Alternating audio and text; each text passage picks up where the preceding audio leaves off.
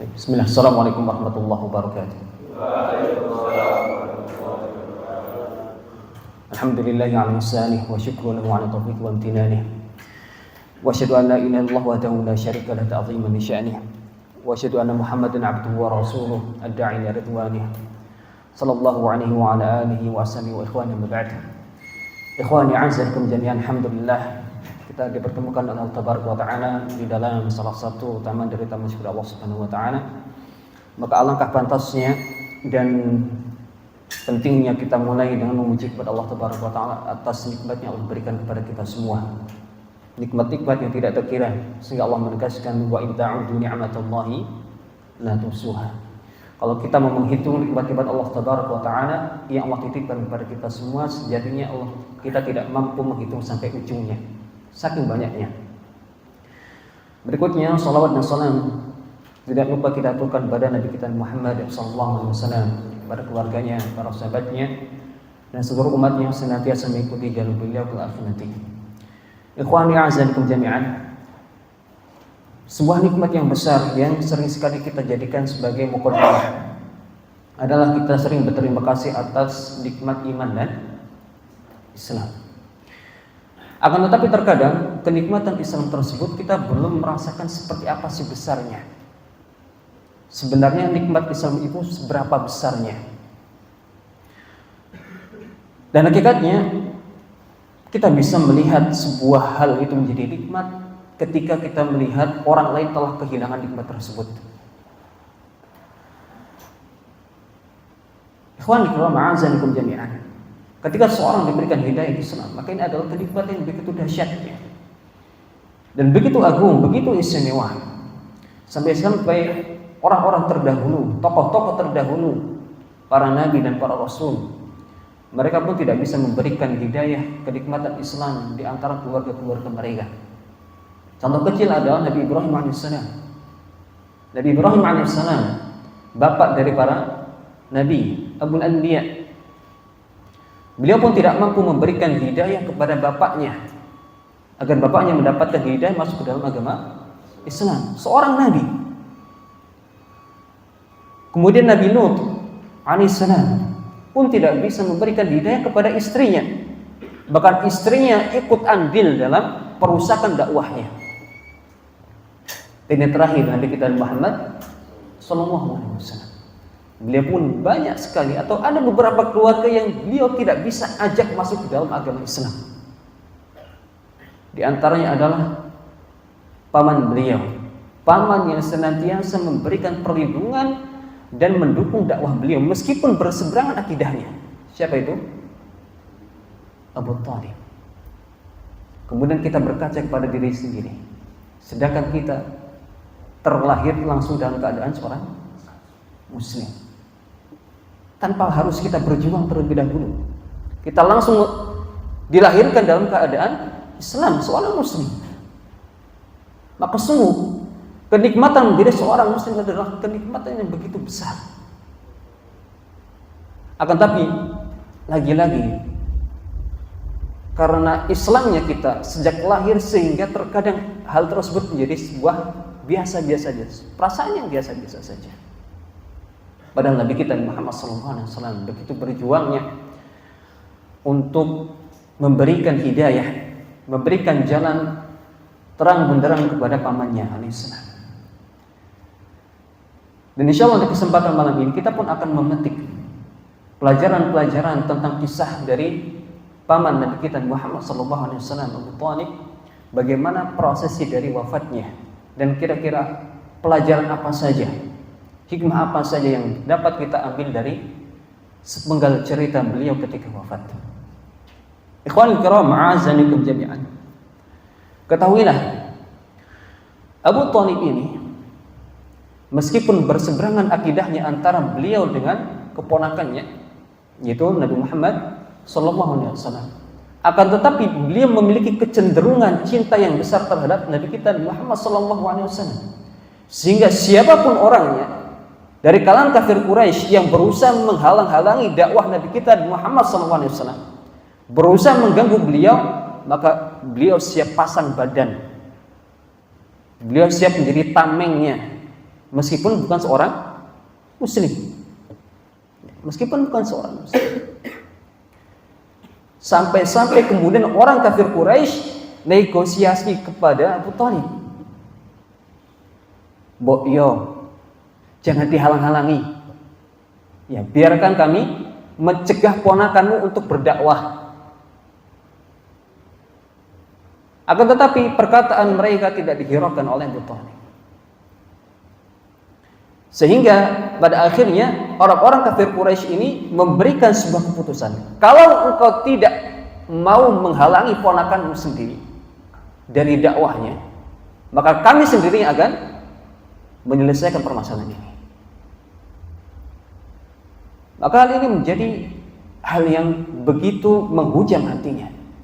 Takut kalau keponakannya kenapa-napa. Akhirnya beliau bernegosiasi terhadap ponakannya, yaitu Nabi Muhammad SAW. Namun apa jawaban dari Nabi kita Muhammad SAW? Dan memberikan jawaban yang sepatutnya kita indahkan, kita jadikan pegangan untuk senantiasa berpegang terhadap tali agama Allah Tabaraka wa Ta'ala, terhadap tauhid. Apa itu? Beliau mengatakan, kalau seandainya bulan ada di tangan kananku, kemudian matahari ada di tangan kiriku, aku tidak akan melepaskan dakwah ini sampai berhasil atau aku mati. Rasulullah SAW menegaskan, kalau seandainya bulan berada di tangan kananku, kemudian matahari di dalam genggaman tangan kiriku, maka sungguh aku tidak akan meninggalkan jalan dakwah ini sampai berhasil ataupun aku mati di atasnya. Mendengar perkataan ini, pamannya Abu Thalib, maka beliau pun tidak bisa memberikan kata-kata yang lain kecuali tetap membiarkan ponakannya untuk berdakwah seperti halnya, seperti biasanya. Hingga pada suatu saat menjelang wafatnya Abu Thalib, dan kita akan sampaikan apa yang dikisahkan oleh seorang sahabat Abu Musayyib dari jalan ayahnya, di mana hadis ini diriwayatkan oleh Imam Bukhari dan Muslim. Beliau mengatakan, bercerita, "Lamma hadarat Abu Thalib al-wafatu ja'ahu Rasulullah sallallahu alaihi wasallam." Ketika Abu Thalib sedang sakaratul maut, didatangi oleh kematian. Fawajada 'indahu Abu Jahl wa Abdullah bin Umayyah bin Mughirah.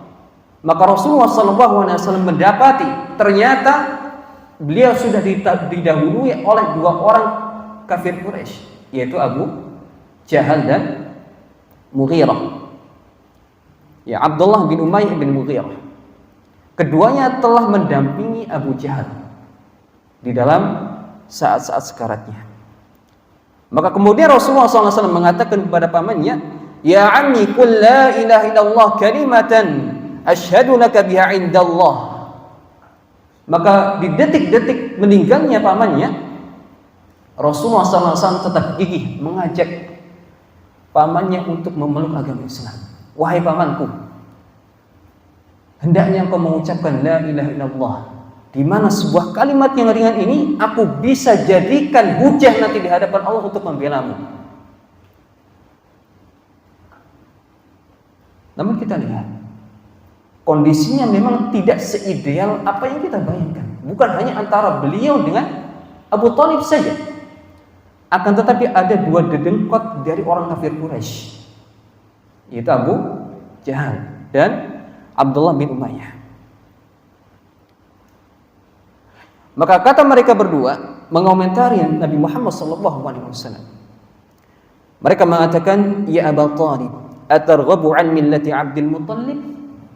Wahai Abu Thalib, apakah engkau sudah benci, sudah enggak suka dengan agamanya Abdul Muttalib? Abdul Muttalib siapa?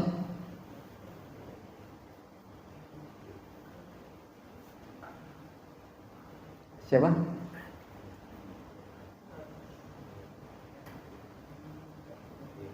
Abu Thalib bapaknya Nabi Muhammad. Kalau Abdul Muttalib apa? Ya, kakek. Abdul Muttalib adalah kakek. Maka ternyata prosesi ini bukan cuma sekali dua kali. Terjadi prosesi yang begitu alot antara Rasulullah SAW dengan kubu yang lain. Akan tetapi ikhwanul kiram, a'azzanakum jami'an,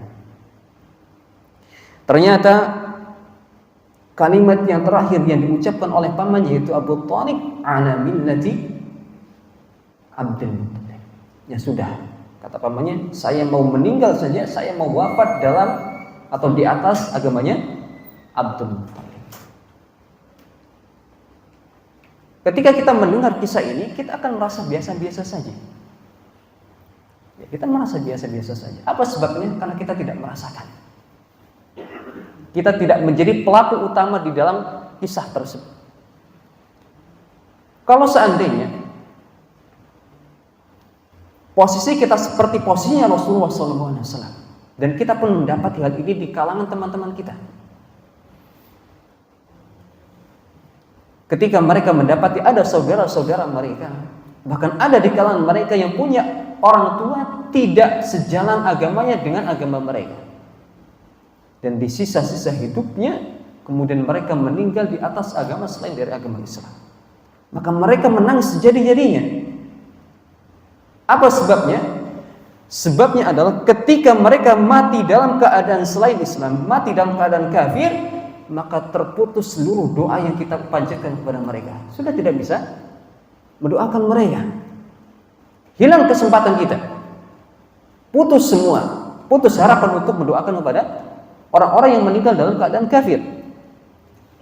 Dan ini yang dilakukan oleh Nabi kita Muhammad SAW ketika mendapati pamannya mati dalam keadaan kafir. Maka Rasulullah SAW mengatakan, amma wallahi la astaghfiranna laka ma lam unha anka. Demi Allah, aku akan senantiasa minta ampun, memintakan ampun untukmu wahai pamanku selama aku tidak dilarang. Seketika Abu Thalib mati, maka Rasulullah SAW mengatakan, demi Allah, aku akan senantiasa memintakan ampun kepadamu selama aku tidak dilarang oleh Allah Subhanahu wa ta'ala. Namun apa yang terjadi? Ketika Rasulullah SAW memberikan pertanyaan tersebut atau pernyataan berikut, maka Allah mengatakan, "Ma kana lin-nabi wal ladzina amanu an yastaghfiru lil musyrikin." Tidak layak kiranya, enggak pantas kiranya bagi seorang nabi dan orang-orang yang beriman mendoakan ampunan terhadap orang-orang musyrik. Walau kanu ulil qurba min ba'di ma tabayyana lahum annahu ashabul jahim. Meskipun mereka adalah orang terdekat kalian, meskipun mereka adalah saudara-saudara kalian, keluarga kalian, bapak atau ibu kalian, setelah jelas bahwasanya mereka adalah pasti penduduk neraka jahanam, maka betapa patah hatinya Nabi Muhammad SAW ketika mendapatkan pamannya yang dulu begitu berjuang membela dakwah beliau, akan tapi mati dalam keadaan kafir, dan beliau dilarang untuk mendoakan pamannya. Akan tetapi ternyata ikhwanul kiram, a'azzanakum jami'an,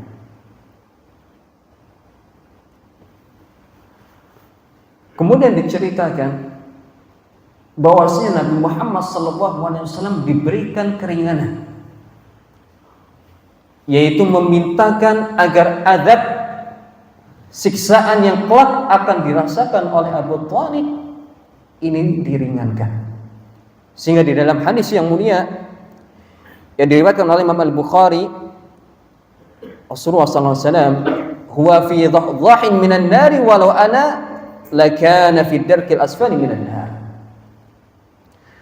Rasulullah mengatakan, huwa fi dhahhin minan nar. Abu Thalib Allah tempatkan di dhah minan nar, yaitu di tempat terlingannya neraka.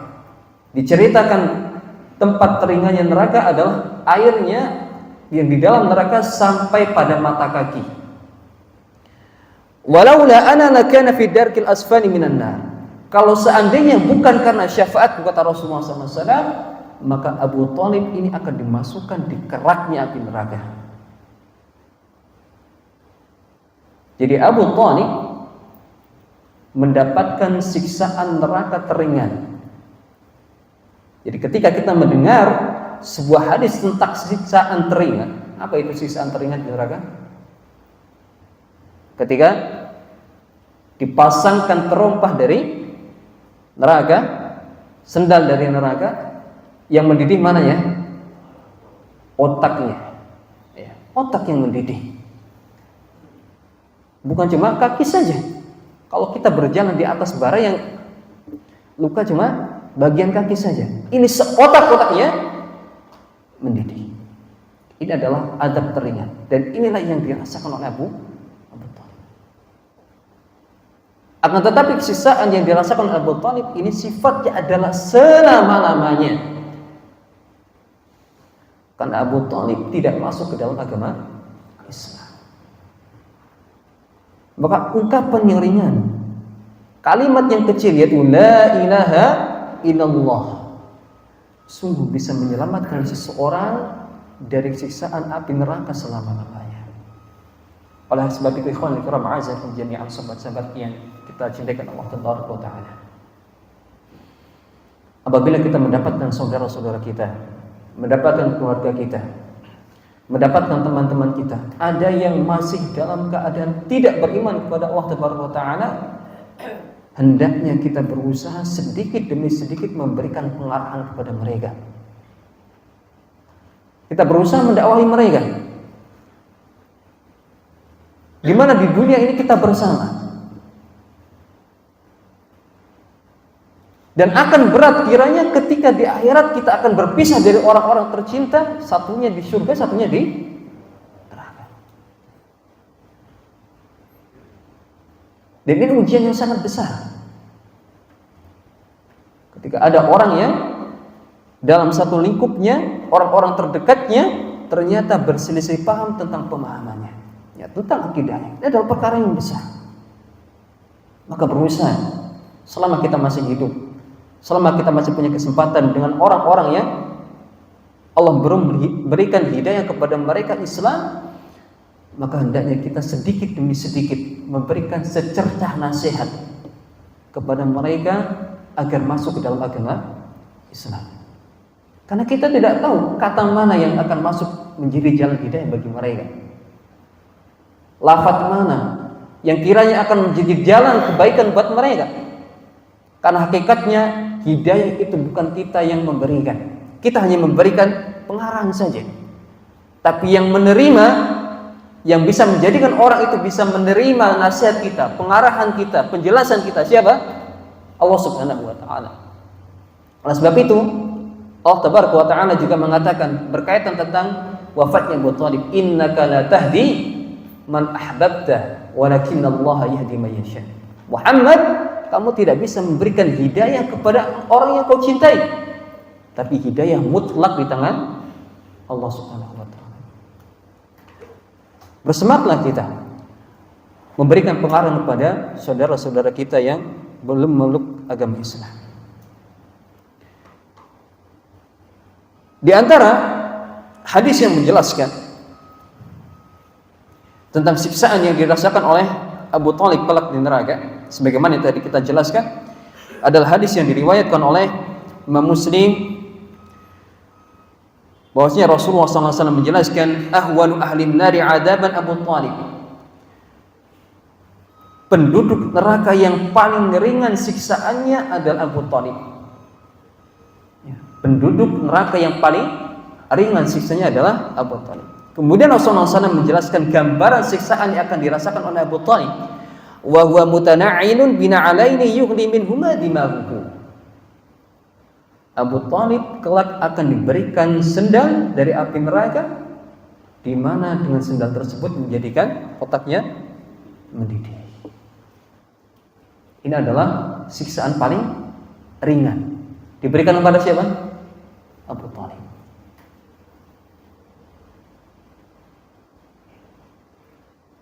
Maka kelak, na'udzubillah min dzalik, akan ada orang-orang yang muslim tapi siksanya lebih berat dibanding siksaannya Abu Thalib.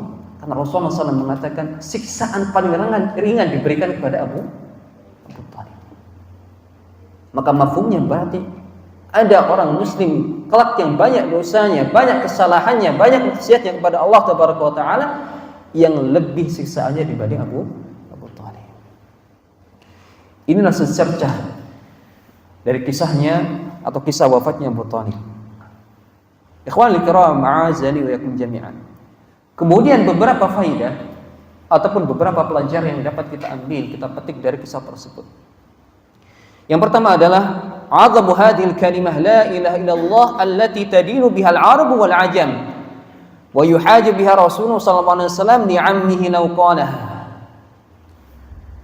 Faedah yang pertama adalah betapa urgennya, betapa pentingnya kalimat la ilaha illallah, sehingga seseorang yang entah itu Arab ataupun bukan orang Arab langsung bisa masuk ke dalam agama Islam dengan lafaz tersebut. Dan Rasulullah SAW menjamin orang yang mengatakan demikian, Rasulullah SAW berusaha untuk membela di hari kiamat. Ya, kalimat yang ringan, kalimat yang kita ucapkan mungkin tidak ada 1 menit. Berapa detik? La ilaha illallah. Ada setengah menit? Tidak ada. Ya, tidak ada setengah menit. Akan tetapi maknanya bukan seperti yang kita bayangkan. Sehingga kita dapati orang-orang kafir Quraisy, meskipun mereka fasih bahasa Arab, ya, mereka fasih bahasa Arab, tidak seperti kita, pun banyak yang tidak mau mengucapkan la ilaha illallah. Kenapa? Kita masuk ke dalam faedah yang kedua. Karena orang Arab ini paham persis, tahu persis ketika seseorang mengucapkan la ilaha illallah apa konsekuensinya. La ilaha illallah apa artinya? Tiada Tuhan selain Allah. Berarti makhluk yang diibadai oleh orang Majusi bukan Tuhan. Orang Majusi menyembah apa? Api. Mereka anggap Tuhan atau bukan? Anggap Tuhan. Orang Nasrani menyembah Isa. Isa mereka anggap sebagai Tuhan atau bukan? Ya, menjadi anak Tuhan. Ya, agama-agama yang lain, apakah mereka tidak punya Tuhan? Punya. Setiap agama itu pasti ada yang dituhankan. Itu pasti. Kalau yang tidak punya Tuhan berarti ateis. Kalau tidak punya Tuhan berarti ateis. Jadi makna la ilaha illallah yang sesungguhnya itu bukan tidak ada Tuhan selain Allah. Karena buktinya ada makhluk-makhluk lain yang dituhankan. Maka sebenarnya makna la ilaha illallah sebagaimana apa yang dituturkan oleh para ulama, aina ma'buda bihaqqin illallah, tidak ada sesembahan, tidak ada Tuhan yang berhak diibadahi kecuali hanya Allah. Jadi Tuhan itu banyak. Ya. Makhluk-makhluk yang dianggap Tuhan itu banyak. Akan tetapi sejatinya Tuhan hanya Allah Subhanahu wa Ta'ala. Dan salah satu karakter Tuhan, dia harus mampu menciptakan. Yang namanya Tuhan itu berarti harus bisa menciptakan. Sedangkan Tuhan-Tuhan yang diibadahi selain Allah Subhanahu wa Ta'ala diciptakan atau menciptakan? Diciptakan. Maka seharusnya, selayaknya yang menciptakan itulah yang jadi Tuhannya. Orang menyembah patung, maka seharusnya pembuat patung itu yang berhak untuk disembah, karena dia lebih hebat dibanding patungnya. Dia lebih berkuasa dibanding patungnya. Maka syarat utama seseorang ataupun syarat utama menjadi Tuhan adalah menciptakan. Dia mampu menciptakan, dan hanya Allah Tabaraka wa Ta'ala yang mampu menciptakan.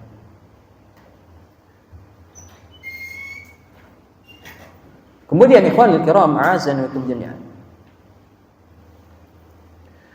Orang-orang Arab kafir Quraisy begitu paham tentang makna la ilaha illallah. Jadi ketika mereka telah mengucapkan la ilaha illallah, maka seluruh ibadah yang mereka ibadahi selain Allah Subhanahu wa taala harus disingkirkan. Dan kita paham, orang kafir Quraisy punya banyak Tuhan, bukan cuma 2, 3 ataupun 4. Tapi ada ratusan Tuhan. Sehingga di Fathul Makkah pun mereka banyak menumpaskan berhala-berhala di sekeliling Ka'bah. Bahkan kalau kita membaca sirah-sirah bagaimana orang kafir Quraisy terhadap Tuhan-Tuhan mereka, ada yang membuat Tuhan itu dari kurma. Karena makanan identik mereka adalah kurma. Maka mereka susun berhalanya dari kurma. Akan tetapi ada sesuatu yang aneh. Apa itu? Ketika mereka lapar, mereka ambil kurmanya. Jadi sudah dibikin bentuk, sudah jadi. Begitu sudah jadi, lapar, diambil. Atau terkadang mereka menemukan batu yang unik. Ada batu yang menarik, maka mereka ambil. Begitu dapat batu yang lebih menarik lagi, dibuang. Sebenarnya yang Tuhan itu yang mana? Kenapa Tuhannya gonta-ganti? Dan memang Tuhan itu harus satu. Teman-teman semua, Tuhan itu memang harus satu. Ibarat kepemimpinan dalam sebuah negara, tidak mungkin akan bisa teratur, bisa baik kalau kepemimpinannya dipimpin oleh lebih daripada satu. Dalam satu negara misalnya presidennya ada 5. Bagus apa bagus? Kenapa nggak bagus? Kenapa nggak bagus? Apa sebabnya tidak bagus? Kan pekerjaan lebih ringan. Apa sebabnya? Beda pendapat. Mereka sama-sama pemimpin yang setara, otomatis mereka punya kehendak masing-masing, punya keinginan masing-masing. Misalnya satunya pengen hujan, yang lain pengen panas. Akhirnya hujan sama panas. Ya, ini ingin jadi masyarakat yang kacau. Ya, kita sebagai makhluknya menjadi kacau. Maka sesungguhnya agama Islam adalah agama yang paling logis. Tuhan itu harus satu. Jadi ketika mereka paham tentang makna la ilaha illallah, yaitu harus mengesahkan Tuhan, mereka menolaknya. Sehingga mereka mengatakan, di mana perkataan mereka diabadikan oleh Allah Tabaraka wa taala, aj'alal alihata ilahan wahidah in hadza la syai'un ujab. Apakah Muhammad ingin jadikan Tuhan-Tuhan yang banyak ini cuma satu saja? Aneh. Kalau mereka aneh. Sebenarnya yang aneh siapa? Siapa yang aneh? Kalau seandainya Tuhan itu banyak, ya kita sebagai budaknya yang bingung. Satunya suruh ke selatan, satunya suruh ke barat, kita cuma satu, potong jadi 2. Tapi ini faedah yang kedua. Jadi saking pahamnya orang-orang kafir Quraisy tentang makna la ilaha illallah, maka mengingkari untuk mengucapkan kalimat tersebut. Kemudian ikhwanul kiram ma'azanikum jami'an, kita melangkah kepada faedah yang ketiga. Ada sebuah pertanyaan. Ketika kita melihat track record dari Abu Thalib di dalam perjuangannya membela dakwah Nabi kita Muhammad SAW, begitu gigihnya, begitu cintanya terhadap ponakannya. Akan tetapi kenapa beliau tidak diberikan hidayah oleh Allah Taala untuk memeluk agama Islam? Maka hal ini kemudian disampaikan oleh para ulama. Di antaranya adalah Al-Imam Ibnu Katsir rahimahullah, beliau mengatakan innallaha imtahana qalbahu ay qalba Abi Thalib yuhibbu Muhammad sallallahu alaihi wasallam hubban tabi'iyyan la syar'iyyan. Kenapa Abu Thalib ini sampai benar-benar tidak bisa masuk ke dalam agama Islam padahal sudah menjadi tamennya dari ponakannya. Ibnu Katsir mengatakan karena kecintaan Abu Thalib ini hanya sekedar kecintaan yang manusiawi saja. Bukan karena kecintaan atas dasar cinta karena Allah. Cinta ingin mendapatkan kebenaran. Bukan. Ini menjadi perhatian bagi kita semua ikhwan fillah.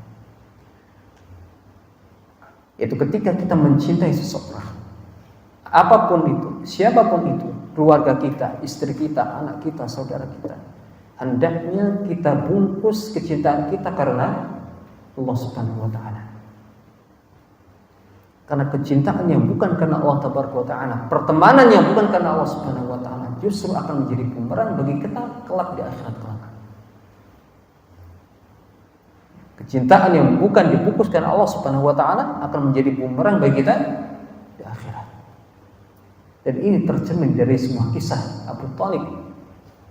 Meskipun beliau menjadi pendukungnya Nabi Muhammad SAW, menjadi tamennya Nabi Muhammad SAW ketika berdakwah, tapi sampai beliau pun dengan kecintaan yang begitu besar, Allah tidak memberikan hidayah untuk masuk ke dalam agama Islam karena kecintaannya hanya sekedar kecintaan manusiawi antara paman dengan ponakan. Antara paman dan ponakan. Tadi faedah yang berapa? Yang ketiga. Faedah yang keempat, ikhwanul kiram, a'azzanakum jami'an.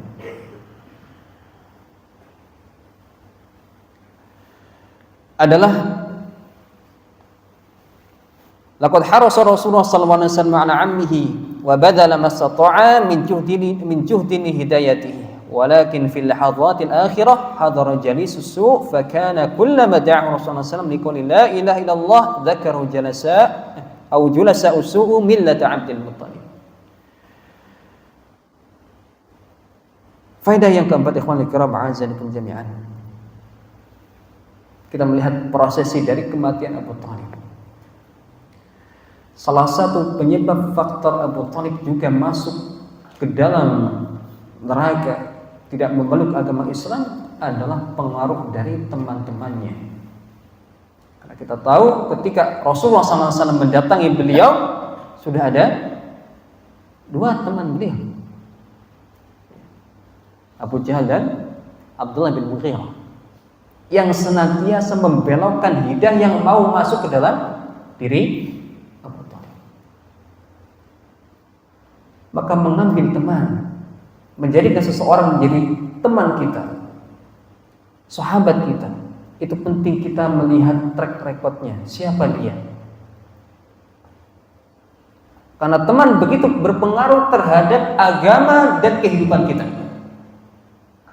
Betapa banyak orang yang dahulunya polos, biasa-biasa saja, tidak pernah melakukan hal-hal yang aneh-aneh, tapi ketika bertemu dengan teman yang buruk, akhirnya dia terpengaruh keburukannya. Makanya Rasulullah SAW mengatakan, al-mar'u ala dini khalilih. Seseorang itu tergantung dari agama temannya. Kalau temannya baik, agamanya baik, maka kita akan baik. Kalau teman kita agamanya buruk, kita akan terpengaruh buruknya. Ketika kita berteman di mana lingkupnya adalah orang-orang yang cinta Al-Quran, maka mau tidak mau kita juga akan cinta terhadap Al-Quran. Setidaknya mendengarkan Al-Quran. Tapi kalau kompleks pertemanan kita, skup pertemanan kita adalah orang-orang yang suka miras, orang-orang yang suka judi, minimal kita akan tercoreng namanya, minimal. Yang terparahnya kita akan tertarik dengan gaya hidup mereka. Bahkan naudzubillah min dzalik, bisa lebih jago daripada mereka. Maka pilihlah teman yang terbaik. Jangan sampai kemudian kita menyesal di akhirat. Kan Allah juga mengatakan al-akhilla yauma idzin ba'duha min ba'din aduwwun illal muttaqin. Kata Allah Tabaraka wa Ta'ala, pertemanan kelak di hari kiamat akan menjadi permusuhan yang hebat. Kita dengan teman kita di dunia yang katanya sudah soulmate dan yang lainnya, sahib dan yang lainnya, kelak bisa menjadi permusuhan yang hebat. Kecuali satu, illal muttaqin, kecuali pertemanan atas dasar takwa. Bagaimana itu? Ketika teman kita salat, kita berusaha memberikan nasihat. Teman kita nggak sholat, ayo sholat, jangan tinggalkan sholat. Teman kita misalnya mau mabuk-mabukan, kemudian kita halang-halangi dia, janganlah. Ayo kita aktivitas yang lebih bermanfaat. Karena hakikatnya teman sejati bukan teman yang selalu mengiyakan apa yang kita lakukan, tapi teman sejati adalah teman yang berani memberikan nasihat meskipun itu pedas, selama itu benar. Ketika kita mendapati orang selalu mengiyakan perbuatan kita, dia bukan cinta kepada kita, dia nggak sayang terhadap kita. Itu bukan tanda sayang, bukan. Tapi itu bukti pembiaran agar kita menjadi orang yang binasa. Orang yang sayang terhadap kita adalah orang yang berani memberikan nasihat ketika kita salah. Karena teman itu adalah ibarat cermin yang senantiasa akan memberikan gambaran kepada kita apabila ada cacatnya. Dan sebuah cermin tidak akan menimbulkan cacat terhadap bendanya ketika benda tersebut hilang. Apa maksudnya? Teman itu akan memberikan nasihat tapi dengan cara yang elegan, dengan cara empat mata, bukan menjatuhkan di hadapan orang lain. Maka carilah teman-teman sejati, teman-teman yang mau menasihati kita, teman-teman yang mau mengingatkan kesalahan-kesalahan kita. Ini faedah yang keempat. Kemudian faedah yang kelima, anal ibrah bil khawatim. Tolak ukur sesuatu itu tergantung endingnya. Tolak ukur sesuatu tergantung akhirnya. Abu Thalib selama hidupnya membela Nabi Muhammad SAW, tapi endingnya beliau tidak mau mengucapkan la ilaha illallah. Maka tetap meskipun perjuangan beliau banyak, tetap Allah masukkan ke dalam neraka. Makanya Allah mengatakan, atau Rasulullah SAW menegaskan, innamal a'malu bil niat. Baik, innamal a'malu bil khawatim. Ini hadis yang berbeda. Innamal a'malu bil khawatim. Sesungguhnya tolak ukur amalan itu tergantung dari endingnya. Kita memang mungkin masih menjaga sholat 5 waktu, masih kerap membaca Al-Quran, masih kerap untuk berzikir. Namun yang menjadi pertanyaan besar, apakah akan bertahan hal tersebut sampai kita mati? Makanya Rasulullah SAW juga mengatakan, ada orang yang ma bainahu wa baina al-jannati illa shibr. Antara dia dengan surga tinggal sejengkal lagi. Faisbiqu al kitab. Ternyata catatan takdirnya mendahulinya. Fayamalu bi'amali ahli nari fayadkhulaha. Ternyata endingnya sebelum meninggal dia menjadi orang yang pandai bermaksiat. 30 tahun ataupun 40 tahun hidup misalnya. 39 tahun dia beramal soleh. Tapi setahun terakhir sebelum meninggal dia menjadi pelaku maksiat terus. Fayadkhulaha. Maka akhirnya dia dimasukkan ke dalam neraka. Di sisi lain, Rasulullah mengatakan, ada orang antara dia dengan neraka tinggal sejengkal lagi. Fayasbiqu 'alail kitab. Ternyata catatan takdirnya mendahulinya. Fayamalu bi'amali ahlil jannati fayadkhulaha. Di akhir hidupnya dia menjadi orang soleh dan akhirnya masuk ke dalam surga. Dari hadis ini kita mengambil pelajaran ikhwan karam azan jami'an. Sesoleh apapun kita, setaat apapun kita sekarang, itu belum menjadi jaminan nanti kita akan mati dalam keadaan husnul khotimah. Itu belum menjadi jaminan. Makanya kita juga dianjurkan untuk berdoa. Dengan doa agar hati kita diteguhkan di dalam agama Islam. Allahumma ya muqallibal qulub, tsabbit qalbi ala dinik. Ya Allah, wahai yang membolak-balikan hati, teguhkan jiwa saya, teguhkan hati saya di atas agamamu. Sampai kapan? Sampai mati. Dan sisi faidah yang berikutnya, jangan mudah kemudian kita menghukumi orang lain masuk ke dalam neraka meskipun banyak maksiatnya. Kita melihat saudara kita banyak sekali berbuat maksiat, hampir semua dosa dia lakukan. Tapi kita tidak tahu bagaimana endingnya.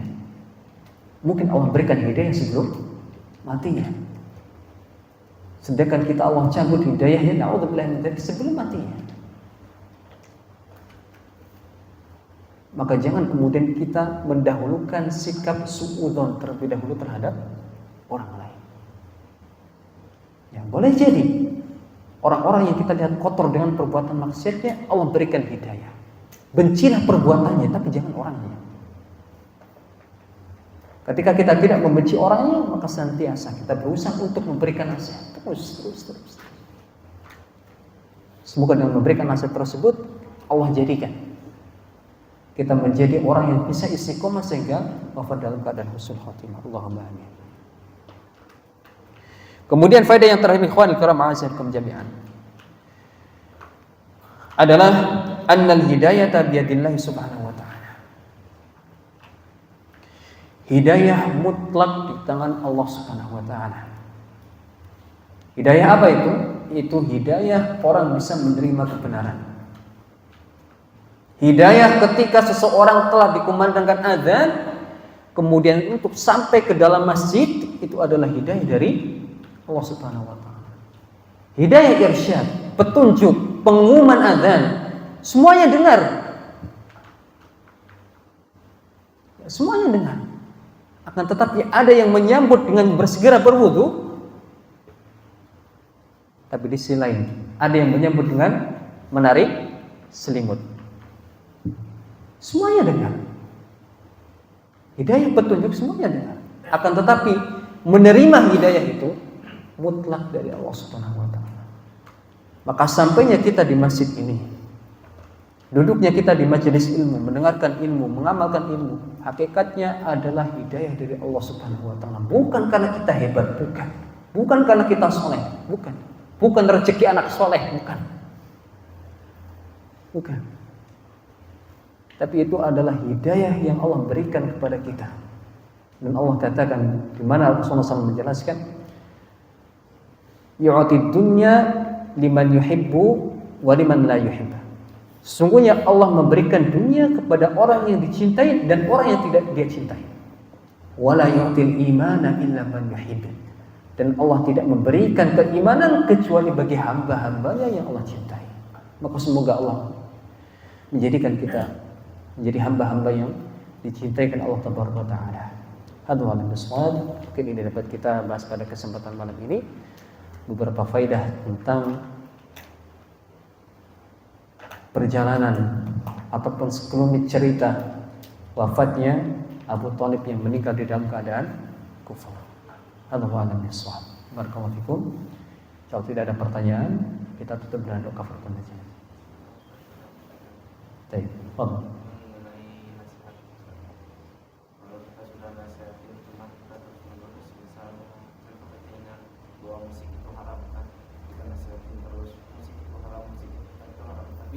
Dia marah kepada kita, dia caci maki kita, dia tolak semua yang kita nasihati, gimana itu? Bapak kita berhenti menasihatinya atau terus menasihati? Baik, ikhwan kiram azan jami'an, berkaitan tentang nasihat. Ketika nasihat tersebut ditolak dengan mentah-mentah, bahkan kita dicaci habis-habisan oleh orang yang kita berikan nasihat. Maka kita melihat bagaimana perjuangan para nabi. Di antaranya adalah Nabi Muhammad SAW ketika berjuang berdakwah ke negeri Taif. Maka beliau pun bukan mendapatkan sambutan. bukan dijamu di hotel yang berbintang, bukan dijamu dengan makanan yang mewah, bukan. Akan tetapi justru beliau dijamu dengan siksaan dan hardikan dari penduduk Taif. Apakah kemudian beliau mencela, mendoakan keburukan? Tidak. Tapi beliau tetap berdoa kebaikan.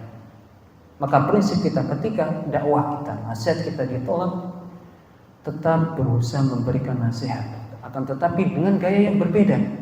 Mungkin ini caranya salah, maka kita minta terhadap orang yang mungkin dia dengar